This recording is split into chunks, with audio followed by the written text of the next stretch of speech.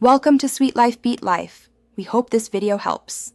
You start by preparing a clean Python environment and picking a client, the free community Google Trans or the official Google Cloud Translate API. Create and activate a virtual env so dependencies stay isolated.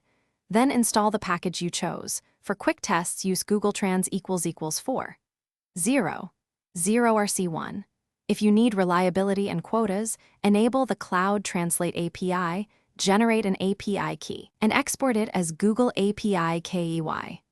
Once done, create a small project folder and open your editor to write the first translate script. You now implement the core translator module. Import the chosen client and initialize it.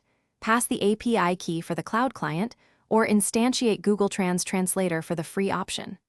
Write a detect language function to auto-detect source text, and a translate text function that returns both detected language and translated result.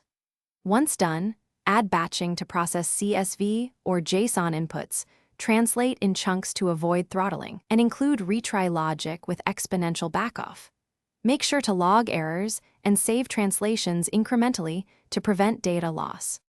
You finish by exposing your translator.